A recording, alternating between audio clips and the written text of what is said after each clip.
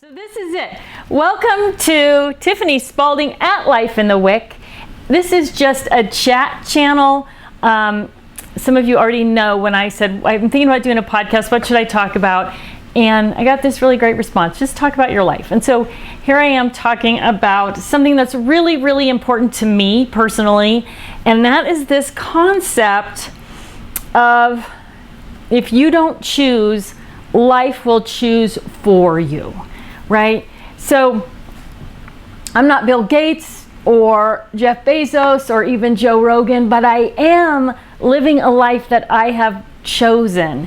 And I think that is really, really important. So when people came to me and said, talk about your success, I think one of the key foundations in why I've been successful, and success is an interesting word. We'll talk about that in another podcast. It's got so much more, like people automatically sort of assume that success is about money, and it's really about so much more than money. Money's a component to it, but success for different people, that money's a small piece of it or a huge piece of it. But okay, we're not talking about success today, we're talking about choosing today. I'm going to take 1 second and look at the screen here and say welcome to Georgia Peach and Penny. Thanks everybody for joining me. Allison and Patricia, so happy that you're with me here today to tune in to hear what I have to say just about life in general. So, basic premise: if you don't choose, life will choose for you. And one of the things people asked me a lot about was raising my boys. I have 2 sons, London and Max. You'll see them both at different points on this podcast. And I guess it's more of a vlog than a podcast now, right? When life, and that was one of the premises, that was one of the things I used to say to them all the time. You need to make a choice, otherwise life is going to choose for you.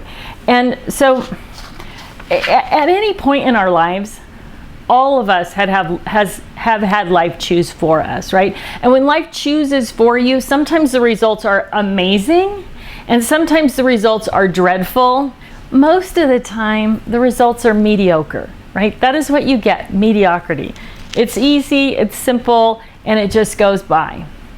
But choosing the life you want, making those choices, changes your life dramatically. And it's not as difficult as people think that it is, right? So, some of the reasons life chooses for us is because there's so many decisions to make in life that you can't choose all of them. You have to let some things just get done, some things just happen because they're just not important enough.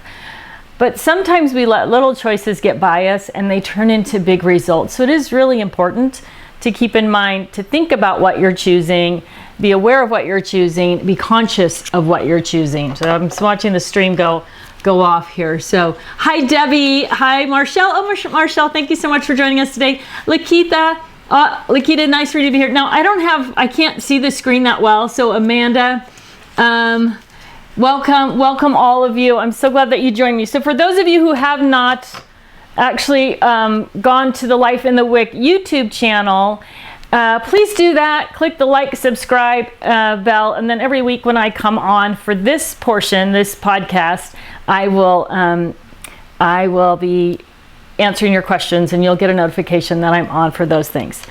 So when we talk about choosing, really the unimportant stuff can just go through, but for the purpose of today's podcast, I want to define choice as making a thorough and thoughtful decision that includes an evaluation of potential results and consequences, right? Really choosing, really thinking about those types of things. Why is it important to choose? Choices come with consequences, right? I like to call these the 3 R's of choice: resentment, responsibility, and results. So these are all the things that happen when you make a choice. Probably the most important of the 3 R's is resentment.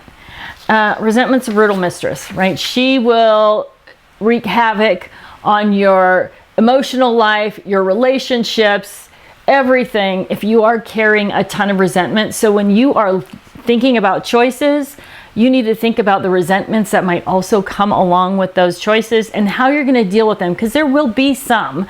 If you think you can live a life without having some sort of resentment for the decisions that you're making, it's probably not going to happen. But knowing that they're coming and understanding them and then being able to deal with them so that you don't actually carry those resentments is a key.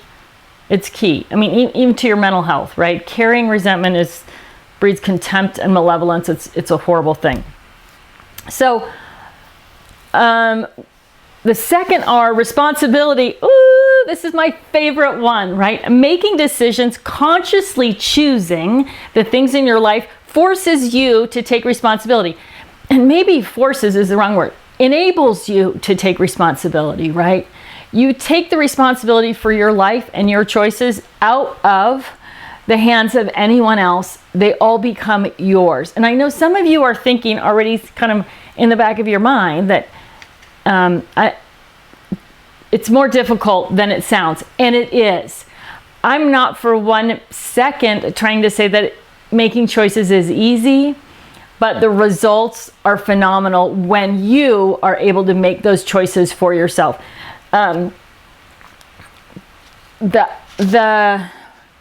When you take responsibility, it's scary. That's a scary idea, because there's nobody, if something goes wrong, there's nobody to blame but yourself. And that is a scary proposition, right?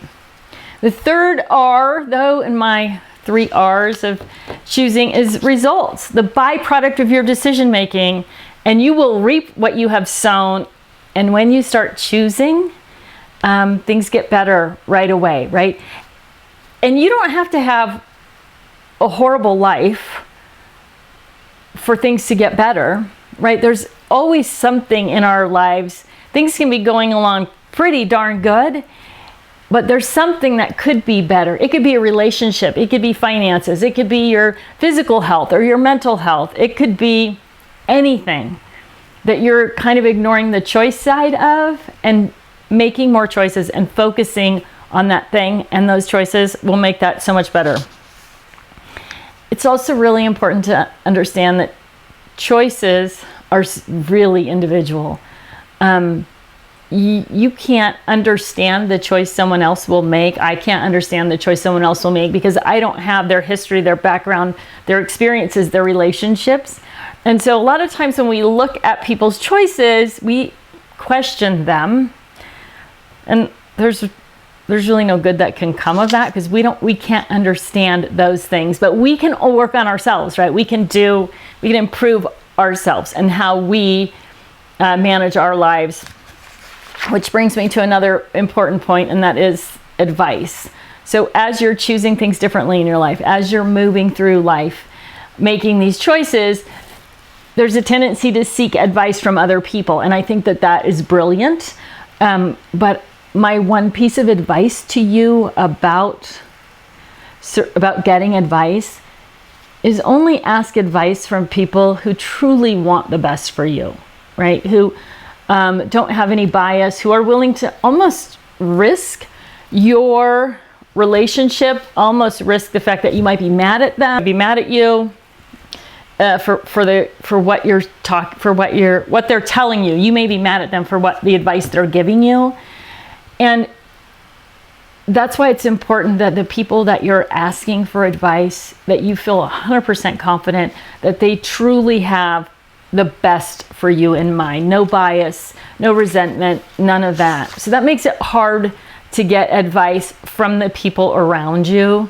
A little bit easier to get kinds of advice that aren't related to personal issues, but really keep that in mind. When you're seeking advice, seek it from people who want the best for you, and seek it from people who are going to be happy for you when things change in your life, right? When things are going the way you want them to go because of the work that you've done in making these simple choices. And keep in mind, when you don't make a choice and life chooses for you, it also robs you of the responsibility. You kind of handed that responsibility over to somebody else, and now those results are also going to be out of your control. So important to think of those things. when you're choosing. One of the other things that happens, this is common, is that you often feel powerless to choose. There's so many things hinging on this choice that you feel like you are powerless to make the choice. And this is a hard one for so many people. It is also a choice to be powerless. It is a choice not to choose. And what you're sacrificing in that is the responsibility and the results, and you don't have any control over the resentments at that point. And those are really, really hard things. I'm sorry, I'm not watching my feed here. Selena says, totally agree with you. Some friends may be toxic, but you just don't know it. I listen more to what they are saying. It's so true. Hello, Evie. Hello, who's here? Hello from Olympia, Washington. That's my old stomping grounds. Hi, Nancy. Hi, Kelly. Kelly says, I agree. Someone that knows you and your situation. It is important for people to, that's absolutely right. It's so, like, for them to understand a little bit more about you and genuinely care. And I have a good friend named Merle France. Some of you know Merle. She's part of my other world here, the crafting world. And her thing, what she used to say was, I'm going to write this down too. I have a pen here? You think I would? She used to say, check your motivation, right? What are you doing and why are you doing it? And check your, sorry, I'm looking for a pen that's workable here. That's a good topic. Check your motivation. Sorry. Do you like my giant pen? And so that's a good thing to remember when you're giving advice and when you're seeking advice, right? Do you really want someone to be honest with you? And the person that's giving you the advice, what is their motivation? And make sure that it is your best interest at hand. Okay, so how do you do it? Like, how do you start consciously choosing? And you know, for those of you who followed me for a while, I'm going to create a list. And it's going to be simple to start with. I'm going to start small with my choosing, and it could be for anything. We'll get into that in a little bit, but I'm going to say include small things, because what we're doing is we are training ourselves to think about the process, right? We're training ourselves to choose, which sounds kind of crazy because you think you've been raised choosing, but you really haven't. A lot of people have been raised believing that it's okay to blame someone else for the situation that they're in, or it's okay not to make the decision because someone else will. And if you're carrying any resentments and you start looking back at those resentments towards people, you will realize you have let them make choices for you, or allowed the choices that you make to be dictated by them. And that is it's just, I don't know, resentment is the worst possible thing. I should probably just do a whole podcast on that. Okay, so every day you're making these choices. What to have for dinner, what to wear, what chores need to be done. Really simple things, right? And choosing them and getting them into this simple list and thinking through the process of those choices is a great way to train yourself to start consistently thinking about choosing. It's a practice. And then it becomes a habit. And once it becomes a habit to think that way, to think differently, and to think about everything as a choice, rather than, oh, I have to do this, or I've got to do that, or so-and-so is going to be mad at me if I choose this, it becomes a lot easier to make those choices because your system of evaluation becomes simple. So when I say a simple decision, something like what are we going to have for dinner? That's not really a simple decision, right? You have to decide on the menu, and then you have to decide, do you have those things in the refrigerator or wherever you need them? Then do I need to go to the grocery store? Does anybody that's having dinner with us have dietary restrictions? Am I on a diet myself? Am I trying to manage my food budget? Am I trying to use what's in the cupboard first? All of these things get dumped into that.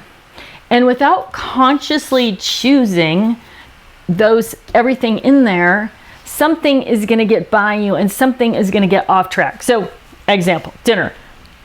You're making a choice about dinner. If you don't consider the fact that your husband or your significant other, your partner, is on a diet and you decide to have hamburgers and French fries, right? Then you're choosing something just for yourself, which is totally fine.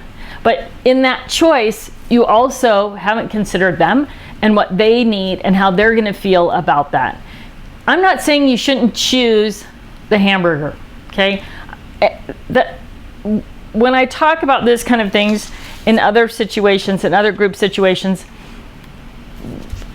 people always make an assumption that I don't know if it's judging is the right thing, or that I'm trying to direct them to the decision that they should make. And that's not at all what I'm doing. Like some of you commented in the feed, I don't know your life and I don't know your situation. What I want for you, in the very best way, is for you to have total control over your life, for you to take responsibility for your choices and your life and guide it the way you want it to go. I want you to have the life that you want through choosing. And as I mentioned in the beginning, your life may be great. I mean, I would say I am living a life that I chose, but there are choices that I'm making every day to make that life even better, right? So it never stops. The choosing never stops, I guess. All right, let's see. We've got some things in the feed.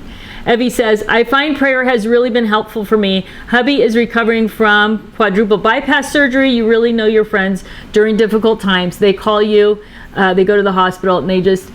So prayer is an interesting thing. I don't know, interesting. It's a wonderful thing. Regardless of your religious affiliation, prayer is a way to focus and think through things, right? And ask for help from someone who really cares about you as an individual. So I think it's powerful for those of you who aren't religious, who don't have a faith. Meditation is a similar process of just bringing everything down, thinking solemnly about one thing can really move you forward on that account. Okay, so all the decisions that go into making dinner, how much time, all of that, these are all choices that you make every day. If you don't choose them, life chooses for you, right? So if you don't choose, if I'm on a diet and I'm trying to be healthy and I don't choose dinner before, when I get home and I'm hungry, I don't really have time to cook, and then I'm just like, oh, I'm just gonna have nachos because they're easy. This is exactly what happens to me. I haven't really made a choice, right? I've allowed sort of life to choose for me because I got so hungry that I'm not making a good choice. And there's a lot of stuff around food and eating healthy and all of that helps your brain and keeps your brain going also, so you can make better choices. That's another podcast for another time though. Okay, so when you choose things at the small level, you set yourself up for success at a bigger level. I guess that's what I'm saying.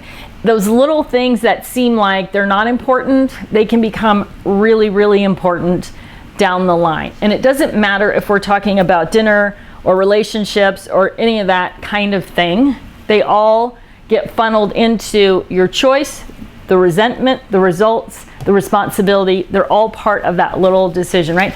I can't blame anybody else that I didn't lose my 5 pounds because I had nachos for dinner, right? Instead of planning ahead and doing it correctly, I jeopardized my whole day of calories because I didn't choose wisely before to set myself up for that success. Now, if you take that idea to the next level and you think about it in terms of relationship or finances or physical health or mental health or any of your garden, whatever it is that you want to do better, the first step you have to do is set a goal in that realm, right? And I know it's the G word. No one likes to talk about goals because goals are associated with failure for so many of us, right? Starting with New Year's resolutions that we all roll out in January, and on the 1st of January they sound great, and by the 18th of January most of us have fallen off the resolution or goal wagon.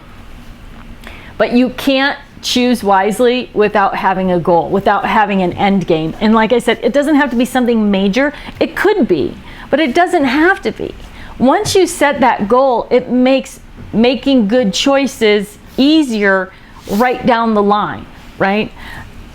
So if you start with one thing, like finances, and you have a goal to save more money. Set a small goal. I have a goal to save $100 a month.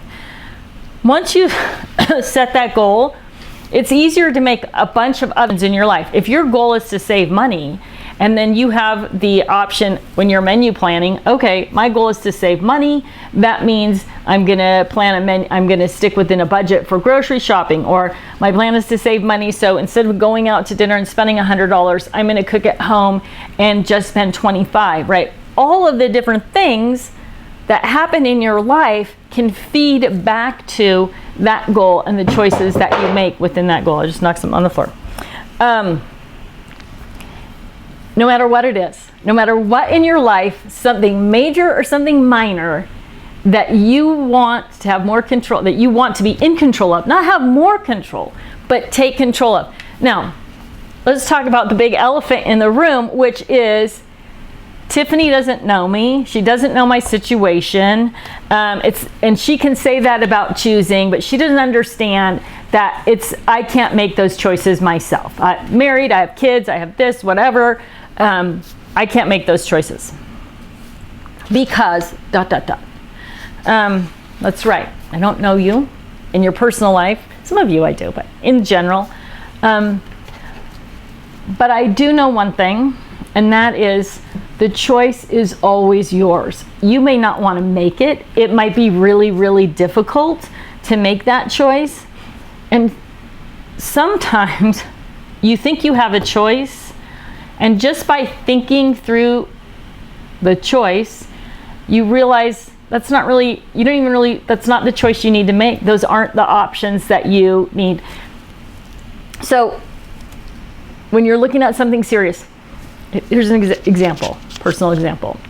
About a year and a half ago, I was having lunch with a couple of girlfriends, and the one girlfriend had been with her partner for 3 years, and she told us at lunch that she was thinking about ending that relationship.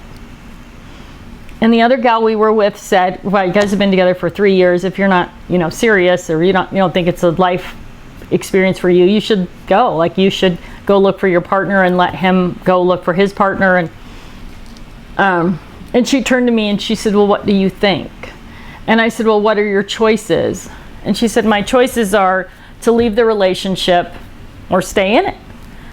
And I said, is that your only choice? I mean, is that what you think? Are there other choices? Like, do you love him? And she said, yes, I do. Like, that is the hard part. I really genuinely care about this person. And I said, well, so maybe your choice is not to leave or stay, but maybe your choice is to change the relationship and recognize what your role is in the relationship and why it's not going the way that you want it to go. Does he know you feel this way? And she said, I don't know. I mean, I guess, and so often that happens, that the communication, specifically with relationships, but it could be at work, it could be a work relationship, it could be romantic, it could be with your kids, it could be with friends.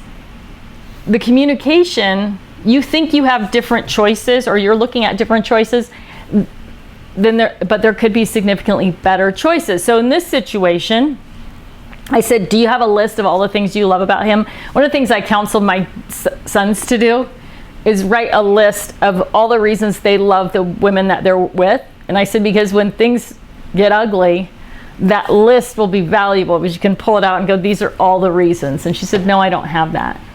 And I said, maybe you should try writing a list about all the things that you loved about him, and write a list about the things that you want to change. And she said, he's not a very good risk taker, and he doesn't want to try new things. And she kind of had this list of things that were bothering her, things that she's very extroverted and he's very introverted. And I kind of got this look on my face, and she's like, why are you looking at me like that? And I said, well, because I remember when you first started dating this guy, and what you said to me was, one of the things I really like about him is that he's solid and consistent and dependable, and I know how he thinks. And now you're telling me that the thing that you were attracted to about him is one of the things that's bothering you. And she kind of laughed, and she said, wow, that's true. You're right. Like, I that does bother me, and I do love it, because I'm not that way. So he's kind of like an anchor. And so anyway, go on for the conversation. But what she did was she made her list, and she asked him to do the same. And then she made a list of all the things in the relationship that she would like to do differently or have differently, and she asked him to do the same. And when they sat down and compared their lists, he had no idea. He had no idea that she was unhappy. He had no idea that, and he truly was like, wow, this is crazy, but I love you and I'm willing to work on all these things. And this is a year and a half later, and she has come back to finding the value in his stability, and he has become far more open to trying new things and doing things and all of this stuff. So sometimes the choices that we think that we have, the choices that we think we're going to make or need to make, aren't the right choices at all. And that's where it becomes important to sit down, you know me, I love a list, and make up that, what are my choices here? What can I do? What are the issues? Because a lot of times, especially when we're talking about relationships, there's other people involved, and you feel almost robbed of your choice because of those other people and what you want, because you have to consider them. And the good news is you don't have to. You don't have to. You can just consider yourself. You can just make the choices for you, for your life, for the life that you want, and then act on those choices. But remember the consequences, right? You take responsibility for those as well. And so the choice that you make is going to end up with some sort of result, right? Good or bad. You have to be prepared for that also. And carrying resentments or guilt for what you've done or the choices that you made. But the choice is always yours. If you leave here with just one thing today, I want you to think that the choice is mine, the responsibility is mine, and the results are mine, right? Please don't misinterpret what I'm saying. I am not telling you to go out and wreak havoc on the world and destroy all of the relationships or whatever you've got going on because you're making a choice for yourself. What I'm saying is make a choice and take responsibility for that choice consciously. Think about it. Think through everything in that choice, because it's going to affect things that are far greater, right?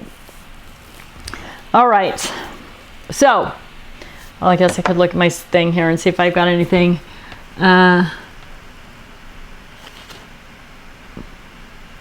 Yeah, Allison replying to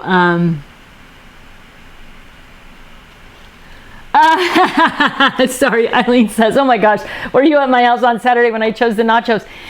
It is so crazy, right? That is super funny. That is exactly what happens to me. I love it. But there's some replying here about knowing who your friends are. Evie says, I needed this talk today. Thank you so much. Ownership. Cheryl says, ownership of personal choice. Good to think about. Thanks for sharing. It seems like so easy, and it seems like so, such a no-brainer, right? Like, of course I'm choosing my life. And when you really start looking at things, you may be, and you may not be, but if you want to have the life, if you want the life you choose, you have to choose it, right? You have to make those personal choices. So, when you take responsibilities for your choices, you gain control of your life. And there's so much turmoil in the world today. One of the reasons I wanted to start this podcast was there's so much going on in the world that kind of sucks us up, right? It distracts us and it makes us anxious, and it's overpowering and it's dividing. And one of the things that I was kind of inspired about doing this podcast was, how can I help people bring the focus back into their own community, their own world, their own family, and maybe mend some relationships, maybe understand other people better, which is sort of my goal. One of the podcasts that's coming up is a Stephen Covey quote, seek first to understand and then be understood, and how healing that is, and how when the world's kind of in turmoil, if we can look at our lives and fix our own lives in this whatever little thing is going on, and then we can help our children fix their lives and our friends fix their lives, so we can kind of expand out with that power of helping people. But we can't do it, we shouldn't do it until our lives and our responsibility is handled, right? Until we are taking responsibility for our own lives. We shouldn't be out there asking other people to take responsibility for theirs, right? Take responsibility for our own lives. And we can do that by simply choosing each and every day. Now, I am, as you know, I work on a system called Widget. What did you do today? If you're unfamiliar with that, I'll do a podcast or maybe write a blog post about it for the Life in the Wick blog. So if you're following me on Life in the Wick, it's just lifeinthewick.com. That is my personal blog website. And it just kind of deals with this. What's happening now in my life? How am I dealing with things? And hopefully getting some people on board with me to come in and do some podcasts and share their ideas as well. So super fun. But okay, like squirrel. Widget, what did you do today? And this can be really simple or really complicated, but if you're really serious about changing your life, giving yourself a little notebook where you jot down, what did you do today to move yourself closer to the life that you want? And it's really important. I know some of you are Widget people also. Widget, what did you do today? All those letters, Widget. It's really important. It doesn't have to be a big thing, but if you, before you go to bed at night, you jot down in that notebook what you did today to move your life closer to the life that you want, it keeps your brain engaged. And when you're writing things down like that, it also is motivating and inspiring, because your brain says, yes, you did something. Yes, you're moving in the right direction. And that in and of itself is really, really powerful. Your brain will take over and do all this amazing work for you as long as you keep it motivated and inspired, and writing those notes at night about what you did, what little thing you did that day. And if you haven't done anything, maybe it was a big thing. If you haven't done anything, don't go to bed. Do one little thing that's going to move you closer to that goal, right? It doesn't have to be a big thing. If you're on a diet and you're trying to lose weight and you think, okay, what did I do today? I don't have anything that I can write down. What am I going to do? I'm going to make my shopping list for tomorrow. I'm going to plan my next 3 meals so I know they're healthy. Doesn't have to be major. Just some little thing that's going to move you closer to your goals. All right, my friends, thank you so much for tuning in today. This will be on the, of course, Life in the Wick YouTube channel. I'll also post it up as a podcast, and it'll be up on, so Life in the Wick, Tiffany Spaulding at Life in the Wick is on Podbean right now. You can download from there, or you will be, this won't be there for a while, but it'll be there for download. So follow me on Podbean if you're someone who likes to download and listen to things.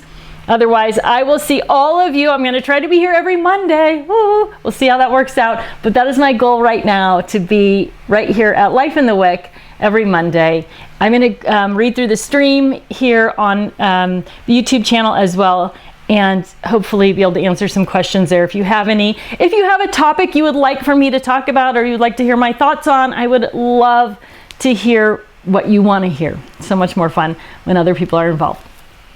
All right, everybody, thanks so much. Thanks for tuning in today. And I'm going to take one peek here. Kelly says, great discussion. I tend to do this and some friends don't understand. So many get caught up in what others want and expect to ignore what we want.